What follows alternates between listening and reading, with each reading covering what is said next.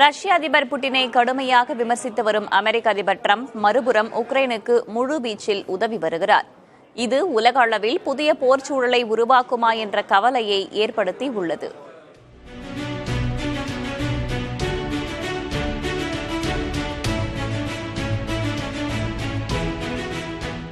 இருபத்தி 4 மணி நேரங்களில் Russia Ukraine போரை நிறுத்துவேன் என அதிபராவதற்கு பல மாதங்கள் முன்பே கூறினார் ட்ரம்ப். ஆனால் அவர் அதிபராகி 6 மாதங்களாகிவிட்டது. போர் நிற்காததுடன் அது மேலும் தீவிரம்தான் அடைந்து வருகிறது. பலமுறை பல வழிகளில் ட்ரம்ப் சமரசம் பேசியும் கழுவு மீனில் நழுவு மீனாக உள்ளார் புட்டின். இதனால் ட்ரம்ப் கடும் ஆத்திரத்தில் உள்ளார். புட்டின் பேசுவது ஒன்றும் செய்வது ஒன்றுமாக இருக்கிறது என கொந்தளிக்கிறார் ட்ரம்ப். அவர் நெருப்புடன் விளையாடுகிறார் என்றும் ட்ரம்ப் எச்சரித்துள்ளார்.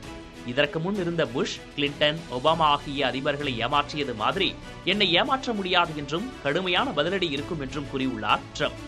இன்னும் 50 நாட்களுக்குள் யுக்ரைனுடனான போரை நிறுத்தாவிட்டால் ரஷ்யாவுக்கு 100% வரி விதிக்கப் போவதாகவும் அமெரிக்க அதிபர் எச்சரித்துள்ளார். இதற்கிடையே அமெரிக்கா தனது அதிநவீன வான் பாதுகாப்பு அமைப்பான பேட்ரியாட்டை யுக்ரைனுக்கு வழங்கியுள்ளது. மேலும் ஏராளமான ஆயுதங்களையும் வழங்க உள்ளது. இதற்காக அமெரிக்காவிற்கு யுக்ரைன் அதிபர் ஜெலன்ஸ்கி நன்றி தெரிவித்துள்ளார். அமெரிக்க அதிபரின் பேச்சுகளும் நடவடிக்கைகளுக்கும் ரஷ்யா பெரிதாக எந்த எதிர்வினையையும் ஆற்றவில்லை. அதே நேரம் ட்ரம்பை போல அதிகம் பேசுபவர் அல்ல புட்டின். சத்தமின்றி காய் நகர்த்தி காரியங்களை சாதிப்பவர். ரஷ்யாவின் ஆட்சியை 1/4 நூற்றாண்டுகளாக தன் கைப்பிடியில் வைத்துள்ள புட்டினின் எதிர்வினை என்ன? உலகின் இருபெரும் தலைவர்களின் மறைமுக யுத்தத்தில் யாருக்கு வெற்றி? உலகம் பெரும் எதிர்பார்ப்பில் உள்ளது.